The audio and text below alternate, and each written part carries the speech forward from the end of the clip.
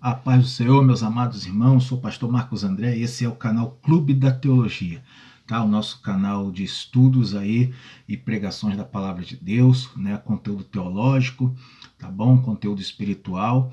E esse canal é um canal de apoio aí ligado ao nosso blog, o Clube da Teologia, tá bom? Vai ficar o link aí na descrição do vídeo para poder os irmãos olharem lá também nosso blog, conhecer nosso trabalho, tá bom? E esse aqui é um vídeo de apoio para a escola bíblica dominical, tá bom? Aqui nós vamos hoje nesse vídeo mostrar, né, o conteúdo para a escola bíblica dominical para a aula de número 11 da revista Betel Conectar, né? Essa revista aí de jovens, né, da editora Betel, né? Revista Betel Conectar, tá bom?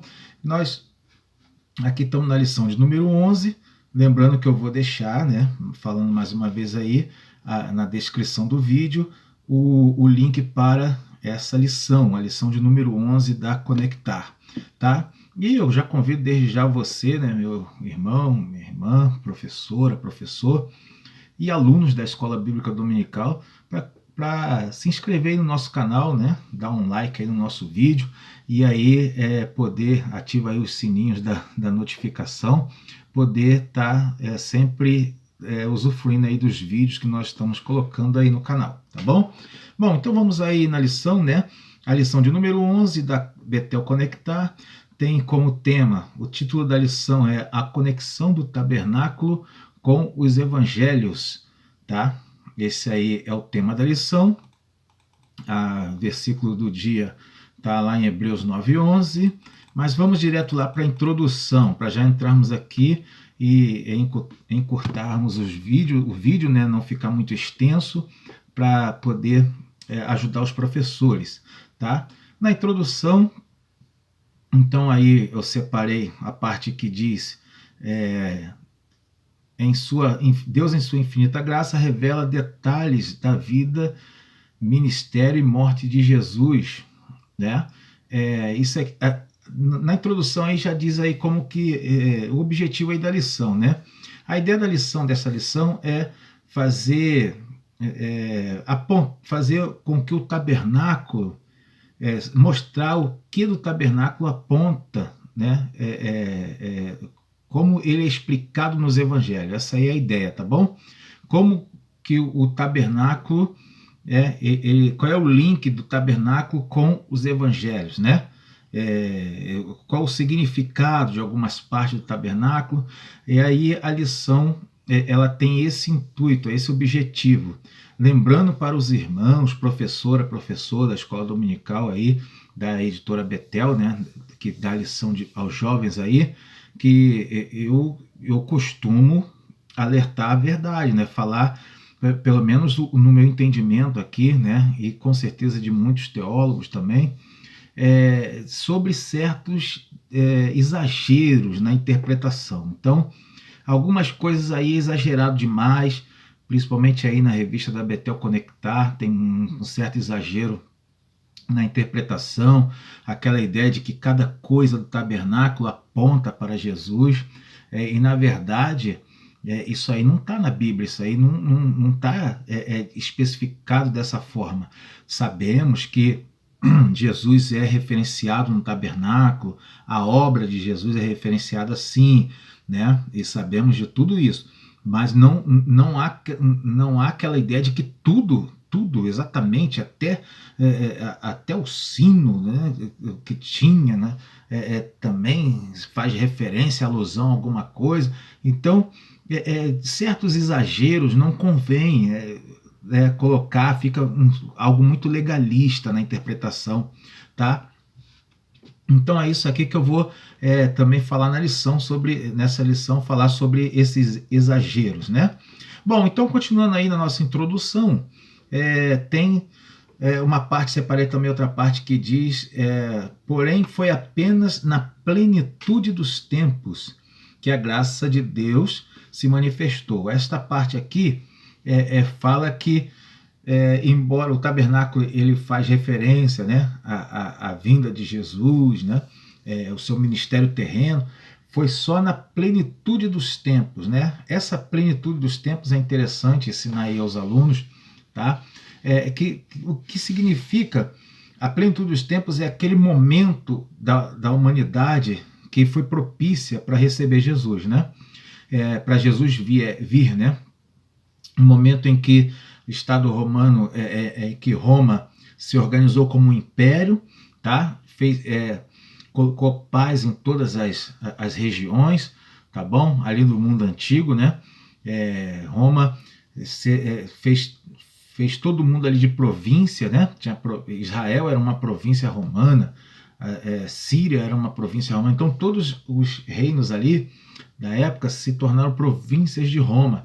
E aí, né, nesse momento, né, em que havia paz ali no Oriente Médio, em que estava tudo dominado, né, ali por Roma, tá? As estradas fluíam, né, ali o trânsito de correios, pessoas viajantes podia passar pelas estradas ali. Nesse momento é considerado como a plenitude dos tempos, tá bom? Nesse momento é que veio Jesus, né? Jesus fez o seu ministério terreno por 3 anos, tá? Então, por isso que é chamado a plenitude dos tempos, tá bom? Momento em que foi possível a vinda de Jesus. Bom, então aí no primeiro tópico, que tem como título os evangelhos e o tabernáculo, tá? Vamos ver, eu separei aqui já nessa apresentação, essa parte que diz aqui, bem como no pátio, na tenda, no lugar santo e no santo dos santos, tá? Aqui dando a ideia de que no tabernáculo havia referência sobre os 4 evangelhos, tá? Que o número 4 está presente ali no tabernáculo. Essa é uma ideia, né? Até interessante, né?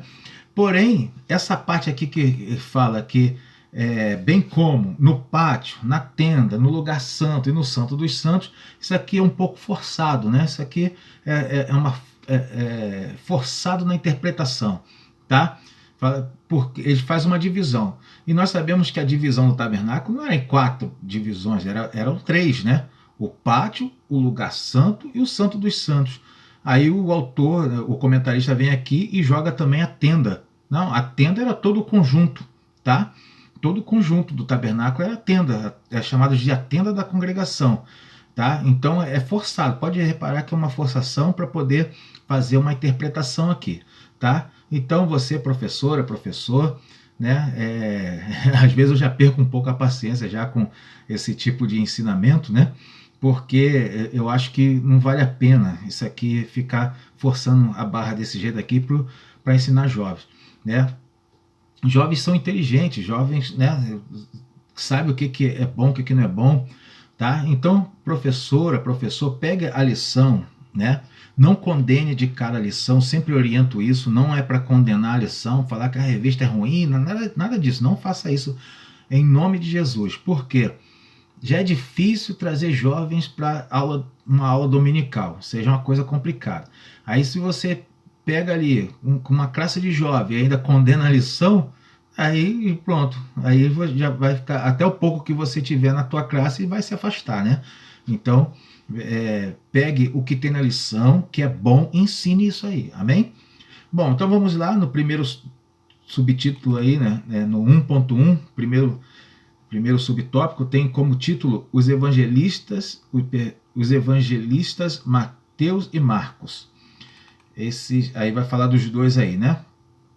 Bom, aqui diz que as duas, eu separei a parte que diz que as duas obras se complementam, né? Na verdade, aqui o interessante é o seguinte, que essas duas obras, né, Marcos foi escrito primeiro, tá? Então pode já ensinar os alunos a explicar para eles que Marcos é escrito primeiro e Mateus, ele pega o evangelho de Marcos, que havia sido escrito primeiro, e ali é elaborado de Mateus, tá? Com algumas são sempre as passagens são muito parecidas, né? Por causa disso aí, eles são chamados evangelhos sinóticos, Mateus, Marcos e Lucas, né? Porque eles na verdade são compilados um dos outros, tá? Principalmente esses dois aí, Marcos e Mateus. Primeiro foi Marcos, escreve o seu evangelho, e Mateus é como se fosse uma compilação na visão de Mateus, né? Bom, então aqui na lição, começando pelo Evangelho de Mateus, separei essa parte também que fala aí, Mateus, por sua vez, linka, quer dizer, faz um link, linka a vida de Jesus a profecias do Antigo Testamento. Por que faz esse link da vida de Jesus, né, com as profecias do Antigo Testamento? Por que Mateus faz isso? Porque Mateus é um evangelho escrito para os judeus, tá? E para falar de Jesus aos judeus, só tem uma forma, né?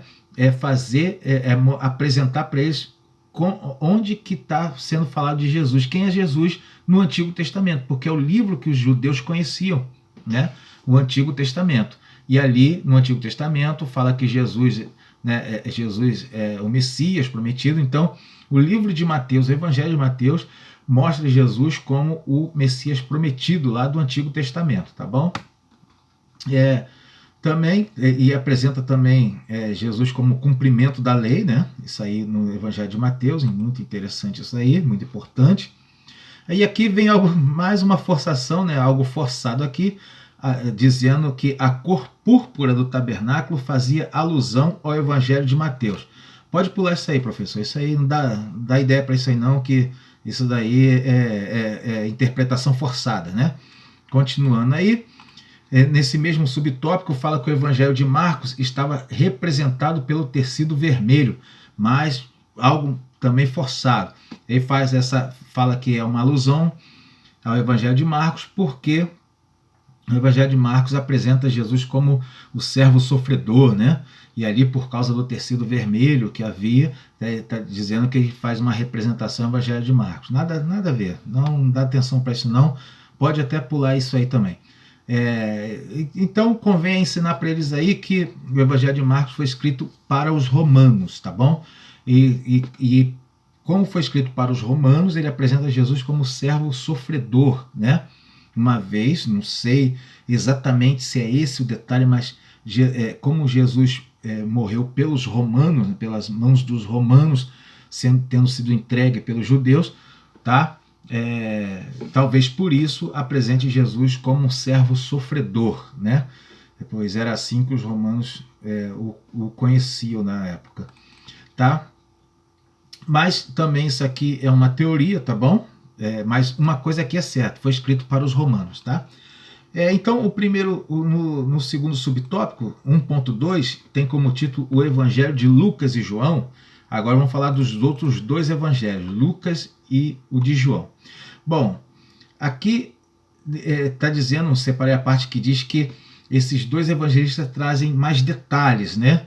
Aqui na lição não está detalhe, né, no singular, mas traz mais detalhes de informações, tá? Tem um motivo para isso, né? Primeiro vamos para Lucas. Lucas traz mais detalhes porque Lucas é um evangelho sinótico, ele pega as referências que tem em Marcos, né? As passagens de Marcos e de Mateus, né? E ele faz um estudo, né? O evangelista Lucas, ele fez uma pesquisa, né? A gente encontra informações sobre a infância de Jesus, né? No Evangelho de Lucas, porque ele pesquisou, ele foi lá, né? Lucas era um médico, então ele era letrado, ele tinha esse feeling, né? Para poder fazer isso daí. Bom, aqui fala, no Evangelho de Lucas apresenta Jesus como o Filho do Homem, né? Porque o Evangelho de Lucas, ele é um evangelho também, ele é escrito para os gentios, os estrangeiros, né? Alguns estudos falam que ele foi escrito para os gregos, né? Mas a verdade é que ele foi escrito para os estrangeiros, para pessoas que tinham pouco conhecimento da vida de Jesus. Então o que ele faz? Ele vai trabalhar os detalhes, né? Vai mostrar detalhes da vida de Jesus. Exatamente, e mostra Jesus como o Filho do Homem, né? Bom, aqui João, por sua vez, né, separei essa outra parte aqui desse subtópico. João, por sua vez, mostra Jesus como o Filho de Deus, né? Por que isso? Porque o Evangelho de João, ele foi escrito para a igreja, né? João ele sempre escrevia suas cartas para os homens e mulheres de Deus, e o evangelho dele, que ele escreve, também é a mesma situação, ele escreve para a igreja. Jesus é apresentado como filho de Deus, né? A gente vê isso aí logo no primeiro capítulo de João, que coisa linda, né? Sinto até emoção de falar isso daqui, né? Então nós vemos aqui como ele escreve para a igreja, ele apresenta Jesus assim como filho de Deus. E aqui um outro detalhe, até porque que João dá muitos detalhes também, igual Lucas, né? Só que não é exatamente igual, porque o evangelho de João ele não é considerado um evangelho sinótico, ele é um evangelho escrito por João, na visão de João, e não é sinótico porque ele não tem semelhança com os outros evangelhos, né? Os outros três, né, no caso. Bom, aqui ele tem mais detalhes porque o que João relata foi o que ele viu, né? São as experiências que ele teve com Jesus ali, e ele relata coisas que ele viu e ouviu, tá bom? Por isso ele tem mais detalhes que os outros três evangelhos, quer dizer, tem outros detalhes, né, que os outros três evangelhos, tá bom? Bom, então aqui tem uma parte aí, já dou o alerta aí, alerta de interpretação forçada. Fala que a representação do evangelho de Lucas através do couro, isso aqui é forçado, né? Na Bíblia não fala isso, não quer dizer nada disso. Bom, e do evangelho de João seria representado pela cor azul, simbolizando o lugar de onde viria a salvação, né? Ou seja, do céu, né? Tá? Não, mas aqui também é interpretação forçada do comentarista. Tá? Professor pode pular isso daí, ensina só o que é interessante, que é importante para os alunos. Bom, aqui o altar de holocausto e a cruz aqui no tópico 2. Quando a gente lê o tópico 2 dessa lição, eu estava estudando isso aqui outro dia, quando a gente vê esse tópico 2 e o tópico 3, parece que outra lição, né? Parece que não é a mesma lição do tópico 1, parece estar fora do contexto. Bom, vamos entrar nessa lição, nessa parte aqui, né? O tópico 2 tem como título o altar de holocausto e a cruz, fazendo aqui, né, uma ligação entre o altar de holocausto e a cruz, né?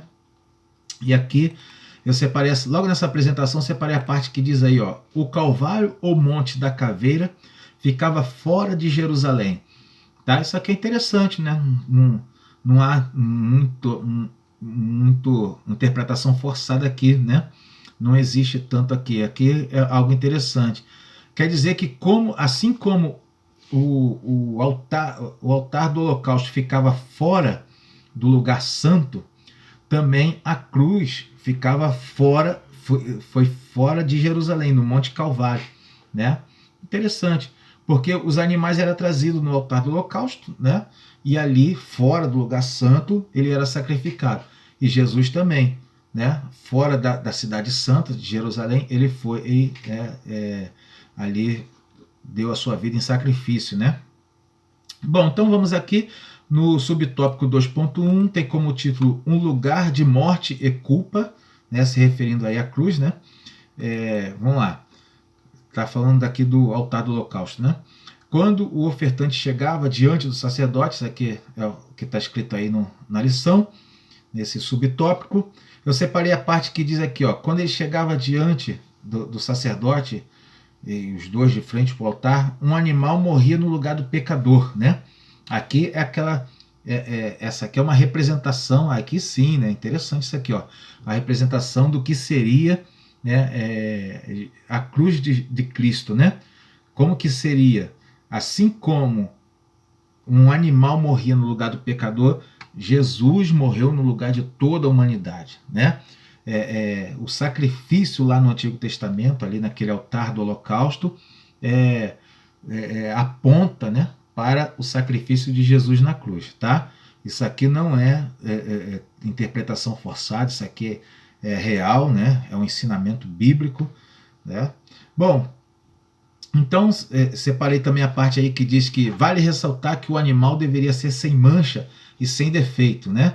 Aquele animal que era levado na tenda ao altar do holocausto ali para o sacrifício, e tinha que ser sem mancha e sem defeito, né? Sem mancha, assim, ele não podia ter sofrido acidente, o pelo, o couro dele aí tinha que estar limpinho, né? Por isso era um animal que era separado, ele tinha que ser separado para ele não sofrer nenhum tipo de acidente, nenhum tipo de doença, né? Porque ele apontava para o Cordeiro de Deus, né? Que tira o pecado do mundo, apontava para Jesus, tá? Assim como aquele animal devia ser sem mancha, aquele que fosse oferecido pela humanidade deveria ser sem pecado, né? Então essa aqui é uma ideia, né? É uma alusão a Cristo, né? Como sacrifício, o cordeiro que tira o pecado do mundo, tá? E sem defeito, né? Sem mancha e sem defeito, né? Assim como Jesus, né? Bom, então continuando aí, também separei a parte que diz morreu de forma substitutiva, levando o pecado de toda a humanidade, né? Substitutiva quer dizer, morreu no lugar, né? De toda a humanidade, né? Morreu na cruz no lugar, né? Em substituição ao pecado de alguém. A ideia, assim como o altar do holocausto, na cruz, né? Se aplica ali a justiça de Deus e a sua misericórdia. Justiça por quê? Porque quando um animal era oferecido, alguém morria pelo pecado, né? Isso é justiça. O que é justiça? Alguém tem que pagar pelo crime, alguém tem que pagar pelo erro. E ali um animal morria. Jesus também morreu, então alguém pagou pelo erro, né? Então foi feita a justiça. E misericórdia, como que foi feita a misericórdia de Deus ali na cruz? Porque alguém foi absolvido, né? Alguém que era para ter morrido não morreu, né? Então, por isso foi feita também misericórdia. A cruz faz justiça de Deus e misericórdia de Deus, assim como no altar do holocausto, né? Bom, continuando no subtópico 2.2, tem como título Lugar de Graça e Misericórdia. Então separei aí a parte que diz fazendo alusão ao poder universal de Jesus, né? Falando, aqui fala do chifre, né? Do que tinha no altar do holocausto, né? Fala, esse altar tinha chifres nas suas pontas, né? Fazendo aqui na lição está falando que esses chifres fazia alusão ao poder universal de Jesus. Não sei dizer exatamente se isso aí, né, forçado, talvez não, né, porque chifre, na verdade, na Bíblia, ele faz alusão ao poder, né? Chifre é o poder do animal ali, né? Quem encontra um animal com chifre tem medo, né? Tem medo porque aquilo é como uma arma do animal, né? Então aqui aponta para o poder, né? É uma alusão ao poder de Cristo, né? Jesus de fato falou que todo o poder me foi dado no céu e na terra, né? Bom, aqui aí vem uma parte aqui que é forçada, meu Deus do céu, vamos lá. Podemos dizer também que o fato deles apontarem para cima significa que a salvação viria apenas dos céus, né? Dizendo que se os chifres apontavam para cima, é porque a salvação viria do céu. Aí, né, forçado, porque a Bíblia não fala isso, tá bom? E se o chifre fosse apontado para baixo, o que o comentarista ia falar? Que quem pecar vai para o inferno? Né? Será que é isso? Bom, então não vale a pena, né? Bom, aqui faz algumas alusões interessantes, né? Que eu não comentei, não separei para falar, mas agora eu estou vendo aqui, eu acho interessante falar sobre Adonias, né?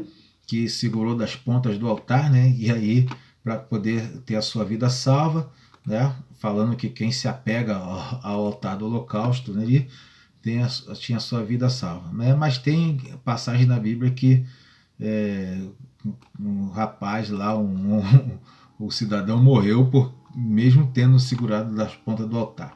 Bom, então, continuando aí, tem a parte, no tópico 3, tem como título a missão de Israel e da igreja. Então, separei aqui, já nessa apresentação tem a parte que fala O tabernáculo, o seu intuito era que Israel propagasse acerca do verdadeiro Deus. Tá? Aqui, na verdade, não é isso não. Né? Deus nunca deu ordem para que Israel fizesse propagação do conhecimento de Deus na terra. A nação de Israel era para ser uma nação separada por Deus das demais nações. Em todo momento na Bíblia a gente encontra Israel sendo separado das outras nações, tá? Sendo separado das outras nações. Claro, e ser como um referencial. O objetivo da nação de Israel era que ela trouxesse ao mundo o Messias, de lá e havia o Messias, e que ela guardasse o conhecimento de Deus. Em todo o tempo na Bíblia, no Antigo Testamento, Deus exorta a nação a separar da idolatria, a guardar os mandamentos, guardar a lei, tá? Então esse era o objetivo da nação. Deus conseguiu fazer com que a nação guardasse a lei? Fez, conseguiu. Como conseguiu? Pelo cativeiro. Após o cativeiro, a nação de Israel guardou a lei de um jeito que nenhuma nação na terra conseguiu fazer. A nação de Israel guardou a lei, né? Após o cativeiro. Tá? Então, a gente vê que o propósito de Deus foi cumprido. Professor, tome o cuidado para não ensinar errado que a nação de Israel falhou na sua missão. Israel falhou. Não é que Israel falhou. Israel foi o que o ser humano faz, né? Não foi fiel. O ser humano não é fiel, né? É desse jeito mesmo. Então Israel não falhou, porque o propósito de Israel era trazer o Messias ao mundo. O propósito de Israel é ser um referencial de guarda da lei de Deus. Esse era o propósito de Israel, tá? Então aí fala da igreja, né? Nessa apresentação mesmo aí, fala que a igreja de Jesus se estabelece na terra e o objetivo é explícito, né? Qual era o objetivo? Propagar o evangelho ao mundo. Aí sim, a igreja de Jesus, sim, essa teve como objetivo levar o evangelho para o mundo. Qual era o objetivo da nação de Israel? Guardar a lei de Deus, trazer ao mundo o Messias, aquele por quem viria a bênção para todas as famílias da terra. E esse Messias, que é o Senhor Jesus, é que estabeleceria a sua igreja, e essa sua igreja é que tinha a missão de levar o evangelho para o mundo. Simples desse jeito, tá bom? Bom, então continuando aí no subtópico 3.1, tá? Chamados para a santidade. Então aqui faz uma alusão, assim como era o sacerdote e como deve ser hoje, né, com os servos de Cristo. Aqui diz assim, separei essa parte que fala: o intuito de Deus em estabelecer um padrão de santidade, né? A ideia de que no livro de Levítico, os rituais, né, levíticos tinha como intuito de trazer o padrão de santidade. De fato, excelente aqui, gostei desse comentário, né? Que essa era a ideia mesmo, trazer um padrão de santidade. A gente vê isso o tempo todo em Levítico, né?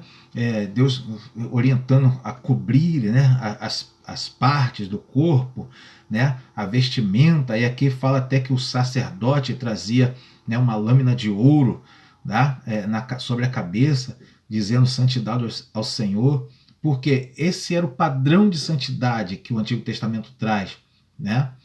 Tá bom? Bom, então esse aqui mostra como que o sacerdote quis se apresentar diante de Deus. E aqui também fala que no Novo Testamento, separei essa parte aqui, no Novo Testamento, por intermédio de Jesus, também se estabelece um padrão de santidade para a igreja. Então a igreja também tem o seu padrão de santidade, tá? Qual é o padrão de santidade para a igreja? É fazer separação, estar separado do mundo, né? Aqui na lição ele não fala muito bem dessa forma, né? Mas eu estou passando para os irmãos. Qual é o padrão de santidade para o sacerdote no Antigo Testamento? Era estar separado do mundo, tá? Para se apresentar a Deus de forma santa, tá bom? E o padrão de santidade no Novo Testamento é estar no mundo sem ser do mundo, né? Esse é o padrão de santidade no Novo Testamento, né? Para a igreja. Então, para a igreja, olha que a missão do sacerdote cristão, né? Do servo de Cristo, como sacerdote, né? A missão dele, o padrão de santidade dele é diferente do padrão de santidade do sacerdote levítico, embora tenha a mesma ideia, né? De estar separado do mundo. O levítico está separado literalmente do mundo, né? O cristão não. O cristão ele está no mundo, né? Mas não sendo do mundo, né? Isso aqui pode ser complicado de entender, mas essa é a verdade. Jesus falou para que nós deveríamos manter essa santidade no mundo. Bom, então no 3.2, já para fechar aí, tem como título A Esperança é um Descanso, né? Aqui diz que o povo de Israel saiu do Egito tendo como destino a terra prometida. Infelizmente, apenas 2 homens, por nome Josué e Caleb, conseguiram herdar a promessa. Na verdade, aqui tem que tomar um pouco de cuidado para não ensinar o erro, né? Não é que 2 homens herdaram a promessa. Dos que saíram do Egito, apenas aqueles 2, mas foi uma nação inteira que entrou, tá? Esses que entraram, essa nação toda que entrou na Terra Prometida, foram os que nasceram no deserto, né? Porque aqueles que saíram do Egito, eles foram morrendo no deserto, né? Ali naturalmente, e aí só sobrou deles só Josué e Caleb, tá bom? Bom, então aqui, né, somente até essa parte aqui, a conclusão diz que os evangelhos não são um compêndio histórico, mas sim a revelação de Deus para a humanidade. Tá? Isso aqui é bem a verdade, tá bom? Então, meu amado professor, professora, alunos da escola dominical, deixa aqui esses conteúdos aqui para você poder ter a sua aula aí. Toma cuidado com exageros na interpretação. Me perdoe, tá, irmãos que gostam bastante aí da revista da Betel Conectar, uma revista para jovens. Eu sou contra essa interpretação forçada. Acho que não vale a pena, né, forçar muito a interpretação do texto, tá bom? Então é isso aí. Até a próxima aula, tá? Fica aí a minha oração para que os alunos possam aprender, né? E até o próximo domingo aí, tudo de bom.